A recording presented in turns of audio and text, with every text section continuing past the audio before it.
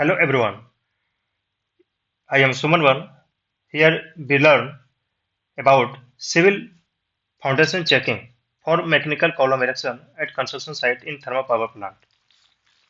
At construction site in thermal power plant, preliminary work is making civil foundation for mechanical work. Here we consider mechanical column civil foundation. Thermal power plant में turbine, generator, mill, ID fan, PA fan, ESP, boiler इत्यादि बहुत सारे equipment को मिलकर thermal power plant बनता है। तो यहाँ पर हम लोग आज कॉलम मैकेनिकल कॉलम का सिविल फाउंडेशन का जो चेकिंग पॉइंट होता है उसको यहाँ पर हम लोग आज देखेंगे, समझेंगे। तो कॉलम का सिविल पेडेस्टल में क्या क्या चेकिंग पॉइंट होता है। तो किसी सिविल पेडेस्टल को जब हम लोग बनाते हैं तो उसमें दो तरह का चेक होता है, एक pre casting, post casting. Casting के पहले मतलब सीमेंट डालने के पहले उसमें जो चेकिंग होता है, एक कास्टिंग हो जाता है तो हम लोग उसको चेक करते हैं। तो कास्टिंग के पहले जो चेकिंग होता है वो वाइट इंपॉर्टेंट होता है, क्योंकि कास्टिंग हो जाने के बाद फिर उसमें मतलब कुछ सुधार होने का बहुत ज़्यादा गुंजाइश नहीं रहता है। जो भी करेक्ट करना है उसको कास्टिंग के पहले ही हम लोग को करना होता है। तो कास्टिंग के पहले मेरे से फाउंडेशन सही बन जाए कॉलम इरेक्शन के लिए, उसको हम लोग क्या क्या देखते हैं उसको यहाँ पर देखेंगे।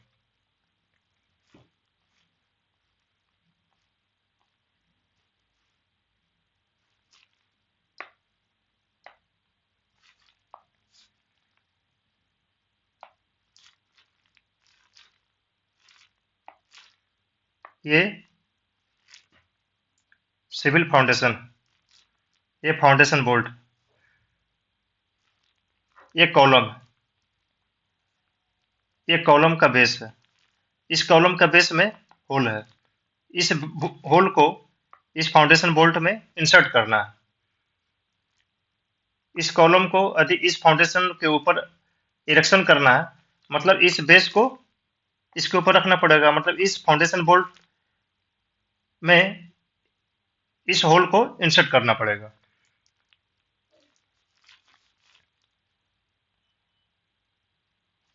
तो इसको हम लोग देखते हैं अभी।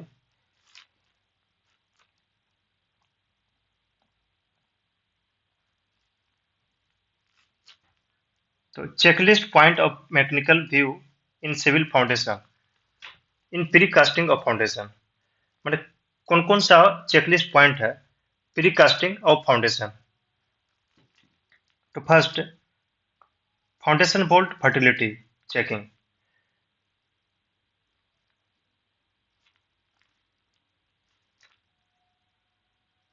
Top of bolt elevation checking.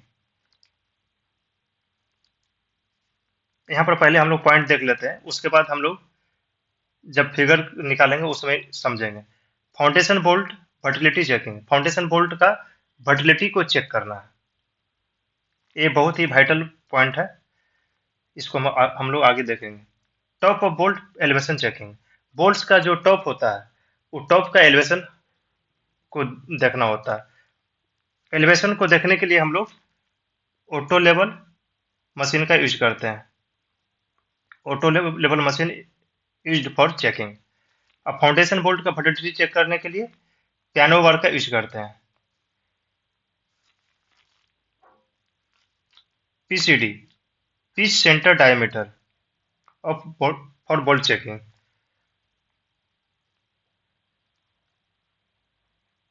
Pitch centre diameter of bolt checking. Diagonal of bolt checking, मैंने बोल्ट का डायगोनल देखना। Elevation of top of concrete checking, concrete का जो टॉप होता है उसको देखना। बीओबीपी, bottom of base plate of column with reference to civil drawing. Is of template for locking of bolt. सारे पॉइंट को हम लोग आगे समझेंगे। ये सब सारा पॉइंट है जिसको हम लोग ध्यान में रखेंगे। प्री कास्टिंग के दौरान क्या क्या चेक करना है। locking of bolts at top and bottom in all direction, shear के डायमेंशन विथ मैकेनिकल ड्राइंग, और यदि अवेलेबल कॉलम है तो कॉलम के फिजिकली जाकर देख लेना है उसमें shear के कैसा है, उसका डायमेंशन कितना है। Bolts coordinate checking, after casting of foundation post casting checking, post casting checking क्या क्या करना होता है इसको यहाँ पर हम लोग देखेंगे। ये सारा चेकिंग हो गया प्री कास्टिंग, सीमेंट डालने के पहले, और ये सारा चेकिंग अभी हम लोग जो देख रहे हैं आफ्टर कास्टिंग, जब फाउंडेशन बन गया। तो फाउंडेशन बनने के बाद मेरा बहुत ज़्यादा इंपॉर्टेंट नहीं है, जो बनना रहता है वो बन जाता है, लेकिन प्री कास्टिंग में जो इतना सारा जो चेक है, ये चेकिंग मेरा सारा वाइटल होता है। इसको एक एक करके हम लोग प्री कास्टिंग वाला को देखेंगे। पोस्ट कास्टिंग में क्या क्या हम लोग देखते हैं, elevation of top of concrete, concrete का top, elevation of top of bolt, bolt का टॉप, बीओबीपी ऑफ कॉलम, इसको बीओबीपी ऑफ कॉलम को हम लोग कंसीडर करते हैं, क्योंकि जो भी फाउंडेशन बना रहे हैं उसका पर्पस कॉलम को उस फाउंडेशन के ऊपर प्लेस करना है, मतलब कॉलम को इरेक्शन करना है। फाउंडेशन बन रहा है कॉलम के लिए, तो कॉलम का बीओबीपी को हम लोग हमेशा उस ध्यान में रखेंगे। फिर बोल्ट्स का कोऑर्डिनेट चेकिंग, तो यहाँ पर जो इम्पोर्टेंट टर्म आया, top of concrete of foundation, bottom of base plate of column, shear के, ग्राउटिंग गैप, ये सब सारा पॉइंट को हम लोग आगे देखेंगे, ये सब इम्पोर्टेंट पॉइंट। फिर एक क्वेश्चन आता है, why grouting gap is highs provided in pedestal, इसको भी हम लोग देखेंगे। ये एक व्यू फाउंडेशन बोल्ट का दिया हुआ है, ये फाउंडेशन बोल्ट है,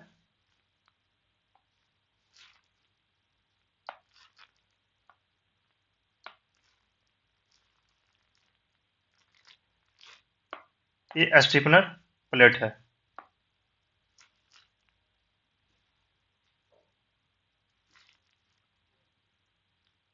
इस व्यू को आप हम लोग देख लेते हैं, आगे फिर हम लोग समझेंगे।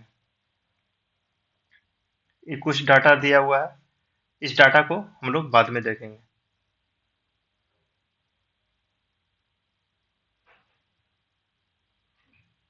अभी इस फोटो में हम लोग आते हैं, इस फोटो को हम लोग देखते हैं।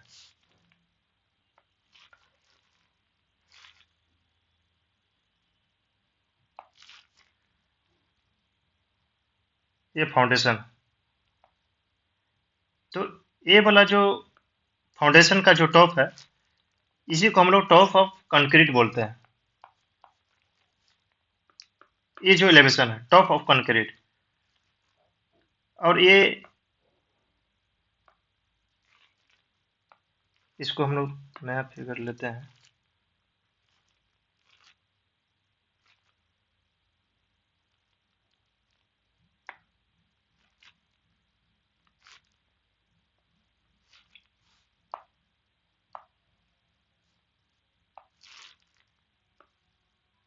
ये टॉप ऑफ कंक्रीट हो गया, और बोल्ट का टॉप, टॉप ऑफ बोल्ट हो गया।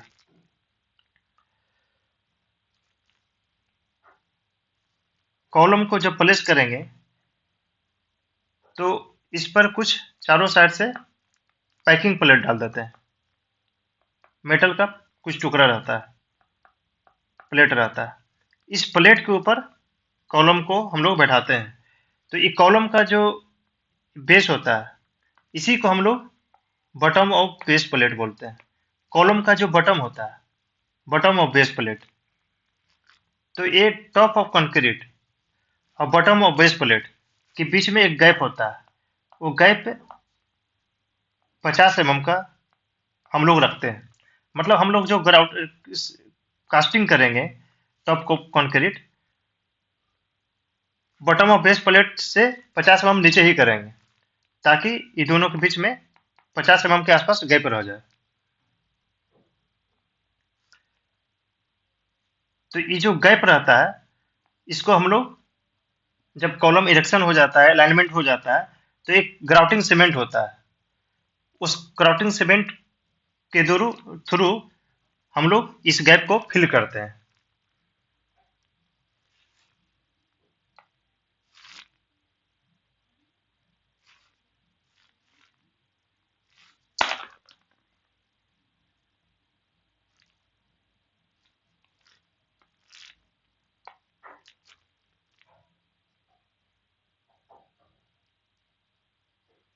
अब हम लोग यहाँ पर देखते हैं फाउंडेशन बोल्ट वर्टिलिटी।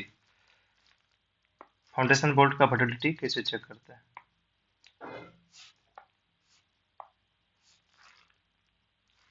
ये फाउंडेशन बोल्ट,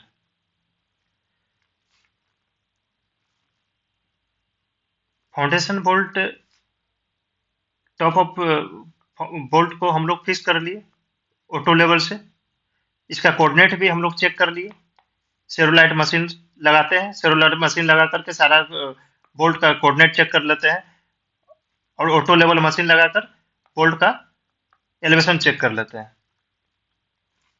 उसके बाद हम लोग वर्टिलिटी को कभी कभी हम लोग क्या करते हैं, साइड पर बाईपास कर देते हैं। जब ऊपर वाला पोर्शन को लॉक कर देते हैं, एलिवेशन और कोऑर्डिनेट चेक कर लेते हैं, बाकी एक कॉलम वर्टिकल है या नहीं उसको बाईपास कर देते हैं।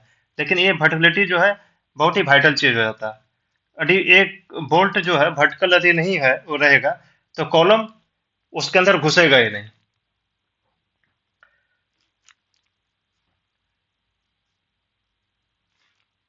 तो इस बोल्ट का वर्टिलिटी चेक करने के लिए एक स्पिरिट लेवल आता है। स्पिरिट लेवल को हम लोग यहाँ पर डालते हैं। अदर वे में एक पियानो बार को डाल करके वर्टिलिटी को हम लोग चेक करते हैं।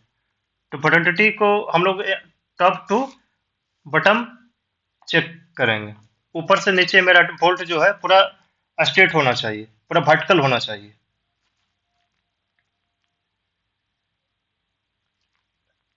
कोऑर्डिनेट, एलिवेशन, वर्टिलिटी चेक होने के बाद इस बोल्ट को हम लोग लॉक कर देते हैं। यहाँ पर इस रड से लॉक किया हुआ है, लेकिन बोल्ट को लॉक करने के लिए एक टेम्पलेट आता है। टेम्पलेट, ये टेम्पलेट के द्वारा हम बोल्ट को लॉक कर देते हैं।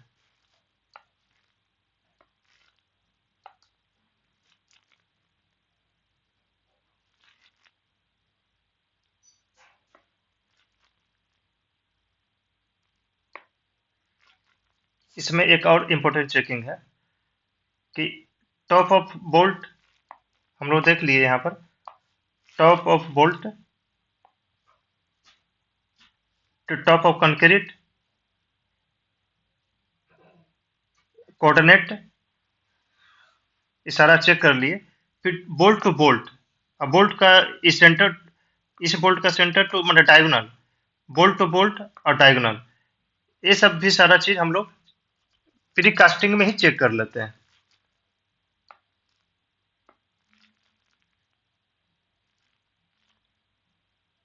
अब सीयर के को हम लोग देखते हैं, सीयर के होता क्या है।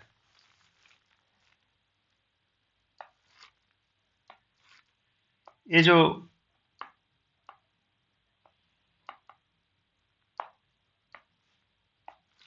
जो गड्ढा हम लोग देख रहे हैं, यही सीयर के का गड्ढा है, मतलब सीयर के है। इसी इसी को हम लोग सीयर के कहते हैं।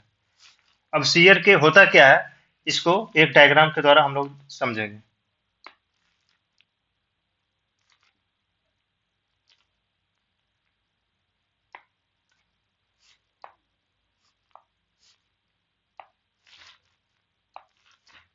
ये कॉलम है, ये कॉलम का बेस है। इस कॉलम का बेस में ये कुछ निकला हुआ मेटल का पार्ट है, यही सीयर होता है। कॉलम का सीयर ये होता है। तो इसको कॉलम में क्यों दिया गया है? जब कॉलम को हम लोग फाउंडेशन के ऊपर रखते हैं, ग्राउटिंग करते हैं, तो कॉलम में स्ट्रेंथ प्रोवाइड करने के लिए ही सीयर के को दिया गया है, ताकि कॉलम में स्ट्रेंथ आ जाए। ग्राउटिंग के बाद कॉलम इधर उधर हिले नहीं, उसमें स्टैंड के लिए ही सीयर के को यहाँ पर प्रोवाइड किया गया है।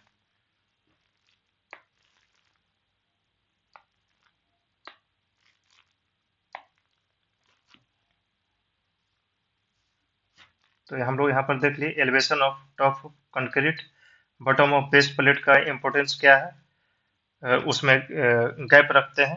हाँ, अब गैप क्यों रखते हैं वो हम लोग देखते हैं।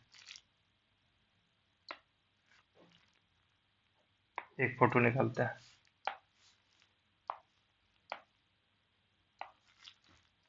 ये मेरा जो गैप दिख रहा है, ये कॉलम का इरेक्टेड पोजीशन में कॉलम, इरेक्टेड पोजीशन में यहाँ पर कॉलम कॉलम है। तो ये जो गैप है, ये गैप क्यों प्रोवाइड किया जाता है? डायरेक्ट कॉलम को पेडेस्टल पर ही क्यों नहीं रख दिया जाता है? ये ये जो मेटल का पार्ट देख रहे हैं, इसी को हम लोग पैकर प्लेट बोलते हैं। पैकर प्लेट, पैकर प्लेट क्यों प्रोवाइड किया जाता है? पैकर प्लेट प्रोवाइड करने से एक एडिशनल मेरा ग्राउटिंग सीमेंट जा रहा है, डालना पड़ेगा, अब प्लेट भी डालना पड़ रहा है, तो इस सब का जरूरत क्यों है? तो ये गैप जो जो स्टैंडर्ड गैप जो है 50 का गैप, मैंने टॉप ऑफ कंक्रीट, मतलब इस कंक्रीट का टॉप और बॉटम ऑफ बेस, ये कॉलम का बेस, ये दोनों के बीच यहाँ पर देखते हैं, ये टॉप ऑफ कंक्रीट हो गया, ये जो फाउंडेशन का टॉप, और ये कॉलम है, तो बॉटम ऑफ बेस प्लेट, ये दोनों का बीच का जो गैप 50 रखते हैं, क्यों रखते हैं? तो ये 50 का जो गैप दिया जाता है, सिविल में जो डेविएशन आएगा, और कॉलम भी कभी छोटा कभी बड़ा आता है, तो दोनों डेविएशन को एडजस्टमेंट के लिए, कंपनसेट करने के लिए ही हम लोग इस गैप को प्रोवाइड करते हैं। जो भी डेविएशन आएगा वो इसमें एडजस्ट कर दिया जाएगा। इसलिए टॉप ऑन कंक्रीट और बॉटम ऑफ बेस में प्लेट के बीच 50 का गैप दिया जाता है। ये जो गैप गैप का जो टॉलरेंस लेवल रहता है, प्लस माइनस 20 रहता है। मैंने अप डायरेक्शन में 70 के आसपास जाएंगे, और लोअर में 20 से 30 के बीच रहेंगे। प्लस माइनस 20 के आसपास रहता है।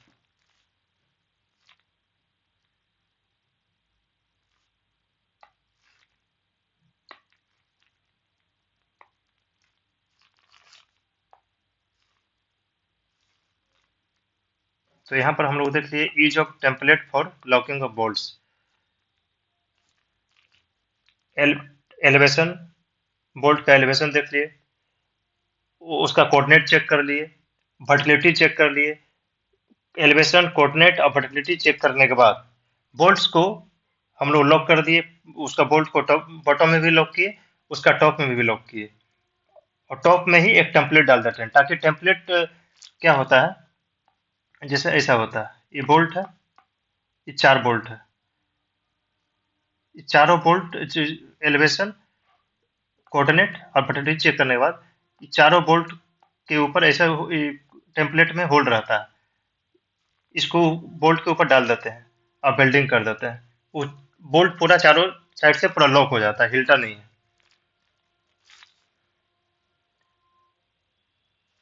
Locking of bolts at top and bottom in all direction. तो बोल्ट जो होता है, बोल्ट को बोल्ट का टॉप में भी लॉक करते हैं, नीचे भी लॉक करते हैं, ताकि जब हम लोग उसमें सीमेंट डालेंगे तो बोल्ट मेरा कहीं हिलेगा नहीं, हिलना नहीं चाहिए। लॉकिंग का पर्पस यही होता है, जब उसमें सीमेंट डालते हैं तो उसमें वाइब्रेटर भी चलता है, बहुत ज्यादा उसमें वाइब्रेशन होता है, तो यदि बोल्ट को लॉक नहीं करेंगे तो वाइब्रेशन के चलते बोल्ट जो है उसका कोऑर्डिनेट पूरा इधर उधर हो जाएगा। जब कोऑर्डिनेट मेरा डेविएट हो जाएगा, तो फिर कॉलम जब उसमें इरेक्शन करेंगे, कॉलम का इरेक्शन करने के लिए जो क्या होना चाहिए, बोल्ट मेरा पूरा सीधा होना चाहिए। ये सब सारा जो चेकिंग कर रहे हैं, बोल्ट को सीधा रखने का एक पर्पस मेरा क्या है, बोल्ट को सीधा रखना है।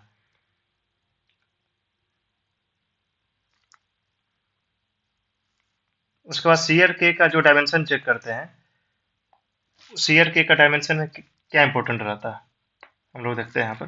ये जो सीयर के,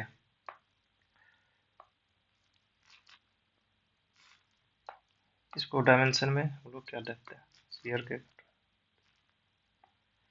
तो सीयर के का डायमेंशन चेक करते समय हम लोग क्या देखेंगे,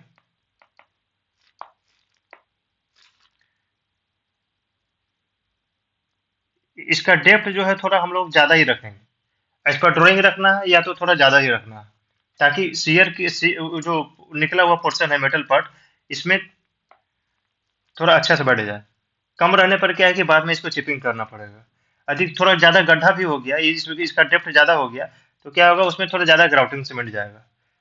तो प्रैक्टिकली हम लोग थोड़ा ज़्यादा ही, जो एज पर ड्राइंग है उससे ज़्यादा हम लोग रखते हैं। इसका जो चौड़ाई है इसको भी 5-10 mm ज़्यादा ही रखते हैं। इसका डेप्थ जो है वो भी 5 mm 10 mm ज़्यादा ही रखते हैं शेयर के। तो बोल्ट्स कोऑर्डिनेट चेकिंग के लिए सेरोलाइट मशीन का आता है। सेरोलाइट मशीन के द्वारा हम लोग बोल्ट्स कोऑर्डिनेट चेक कर लेते हैं। तो ये सारा जो पॉइंट है प्री कास्टिंग का, ये सारा पॉइंट्स को यदि हम लोग स्ट्रिक्टली फॉलो करेंगे, तो जो फाउंडेशन मेरा जो बनेगा कॉलम इरेक्शन के लिए, उसका क्वालिटी बहुत ही अच्छा रहेगा, और कॉलम में कुछ भी ज़्यादा डेविएशन नहीं करना पड़ेगा। तो सिविल का भी क्वालिटी अच्छा रहेगा, मैकेनिकल का क्वालिटी भी अच्छा रहेगा। लेकिन जनरली प्रैक्टिस में होता क्या है कि लोग बोल्ट का फर्टिलिटी, एलिवेशन और कोऑर्डिनेट चेक कर लेते हैं, लेकिन बोल्ट का फर्टिलिटी को बाईपास कर देते हैं। तो उसमें क्या होता है कि बोल्ट का टॉप में तो कोऑर्डिनेट मिल जाता है, और नीचे पर्टिकुलर नहीं मिलाते हैं, और लॉक ऐसे ही कर देते हैं। ऊपर का तो मैच है, ऊपर का दे करके लोग पास कर देता है, हाँ चलो ये सही है। लेकिन पर्टिकुलर सही नहीं रहने पर बाद में जब हम लोग कॉलम इरेक्शन करने जाते हैं, तो उसमें कॉलम का जो बेस है वो सब में कटिंग करना पड़ता है।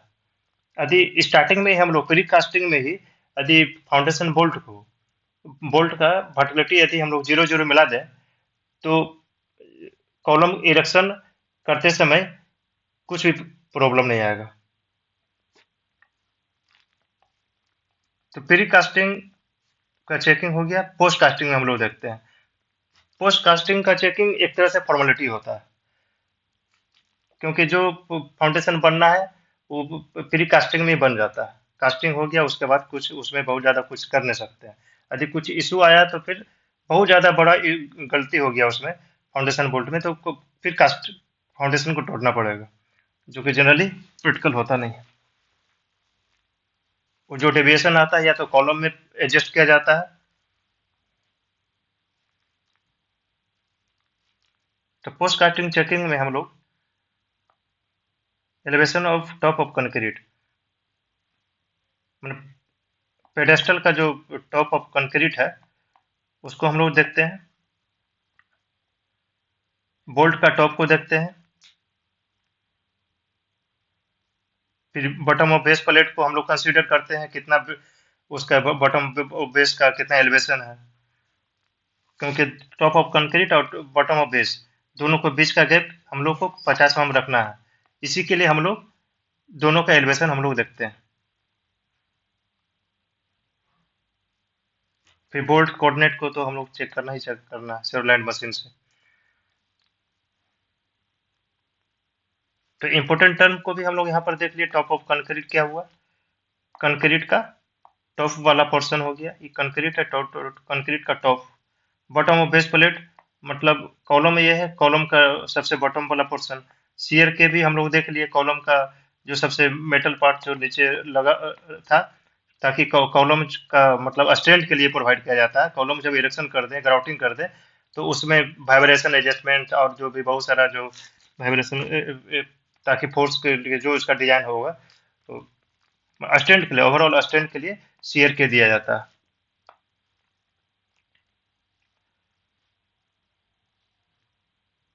तो एक ओवरऑल व्यू फाउंडेशन बोल्ट का है।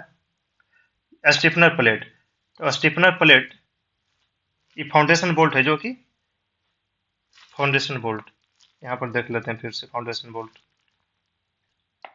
वो जो फोटो में जो दिख रहा था, यही फाउंडेशन बोल्ट।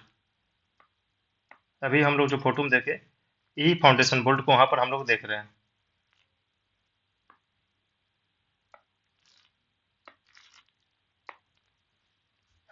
ये फाउंडेशन बोल्ट जो वहां पर फिक्स था, ये फाउंडेशन बोल्ट। तो ये स्टिफनर प्लेट को इस फाउंडेशन बोल्ट में क्यों दिया गया, ताकि कास्टिंग जब करें तो सीमेंट के अंदर इस बोल्ट का पकड़ ज्यादा हो, मजबूती हो। उसी के लिए स्टिफनर प्लेट को इसका बॉटम में दिया गया, स्ट्रेंथ के लिए, बोल्ट का स्ट्रेंथ के लिए। ये ग्राउटिंग को दिखाया गया है। ये हो जाएगा मेरा टॉप ऑफ कंक्रीट, ये वाला पॉइंट, और ए वाला पॉइंट हो जाएगा मेरा बॉटम ऑफ बेस प्लेट। तो ये दोनों के बीच जो गैप होगा मेरा, ये 50 mm का गैप होगा। इसका टॉलरेंस लेवल ±20 mm होता है। और जो बोल्ट का जो फर्टिलिटी का जो टॉलरेंस होता है 2 से 5 mm के बीच रहता है, क्योंकि कॉलम का जो बेस होता है उसमें जो होल रहता है, होल का में भी ज़्यादा गैप दिया नहीं रहता है, वो 5-6 mm के अंदर ही रहता है। इसलिए कॉलम का बोल्ट का जो फर्टिलिटी हम लोग जो चेक करते हैं, उसका जो टॉलरेंस लेवल हम लोग 2 से 3 mm के बीच में लेकर चलते हैं, ताकि बोल्ट मेरा 0 से 2 mm के बीच में डेविएशन में रहे।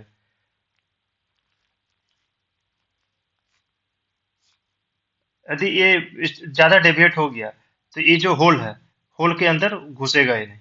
तो फिर ये होल को हम लोग को इनलार्ज करना पड़ता है, गैस कटिंग करना पड़ता है।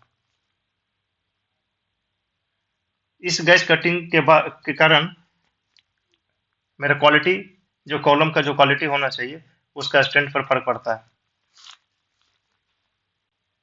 तो हम लोग यहाँ पर यदि कुछ कुछ ये चीज़ों को यदि हम लोग मतलब कुछ इंश्योर कर लें कि जो फाउंडेशन बोल्ट को जो फिक्स कर रहे हैं उसमें टॉप ऑफ कंक्रीट को सही से देख लें। टॉप ऑफ कंक्रीट को, जो ये बोल्ट है, बोल्ट का टॉप ऑफ बोल्ट को देख लें, और ये बोल्ट का मेन वर्टिकलिटी, बोल्ट को अच्छा से वर्टिकल करके अच्छा से फिक्स कर दें, तो फिर हम लोग कॉलम का इरेक्शन मतलब सही से कर पाएंगे। ये तीन चीज को, top of concrete, top of bolt और बोल्ट का वर्टिलिटी, मैकेनिकल पॉइंट व्यू से ये तीनों को सही से चेक करना। और फिर कोऑर्डिनेट तो चेक करना ही है, बोल्ट का कोऑर्डिनेट तो वो तो चेक करना है सेरोलाइट मशीन से। तो यहाँ पर और दो चीज है, ये बॉटम बेस हो गया। जब कॉलम को हम लोग रख देते हैं तो फिर उसके ऊपर एक ये बासर प्लेट है, बासर प्लेट, फिर दो नट लगा रहता है, एक स्टैंडर्ड नट है, एक लॉक नट है। इसको भी हम लोग यहाँ पर देखते हैं नट कैसा रहता है।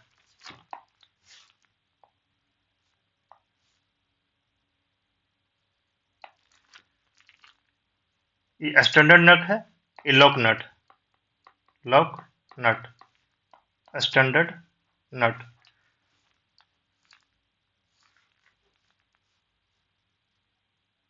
मतलब एक कंक्रीट हो गया, कंक्रीट के ऊपर पैकिंग डाले, ये पैकिंग के ऊपर कॉलम रखे, फिर एक कॉलम के ऊपर बासर प्लेट डाले, बासर प्लेट के ऊपर ये स्टैंडर्ड नट, स्टैंडर्ड नट के ऊपर लॉक नट, फिर लॉक नट और स्टैंडर्ड नट में टैकिंग करके लॉक कर दिए, और ये बासर प्लेट और ये स्टैंडर्ड नट को भी लॉक कर दिए, टैकिंग कर दिए।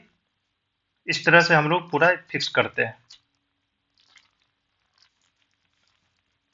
फिर ये बासर प्लेट और कॉलम का जो बेस है इसको भी हम लोग लॉक कर देते हैं, ताकि मेरा पूरा सिस्टम लॉक हो जाए।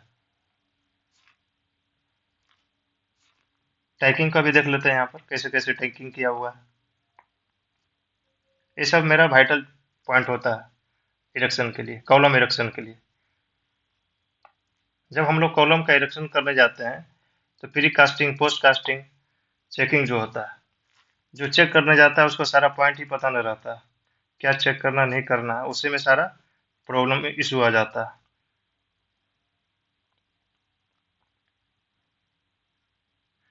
तो यहाँ पर हम लोग कुछ इंपॉर्टेंट डाटा को देखते हैं।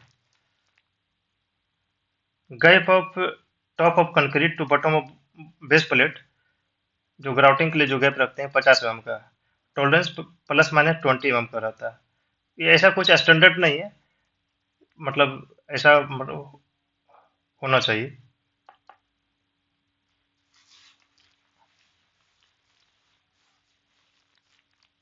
अब इसमें गैप थोड़ा ज़्यादा ही आ गया, ये 50 mm की जगह पर 100 mm आ गया। तो एक कंक्रीट है, कंक्रीट है, इसमें 100 mm का गैप आ गया। तो फिर कॉलम को यहाँ पर रखेंगे तो इसमें क्या है कि ग्राउटिंग ज़्यादा लगेगा, ग्राउटिंग सीमेंट ज़्यादा लगेगा, इसलिए एक स्टैंडर्ड मतलब रखा गया है, 50 mm का के आसपास रखता है।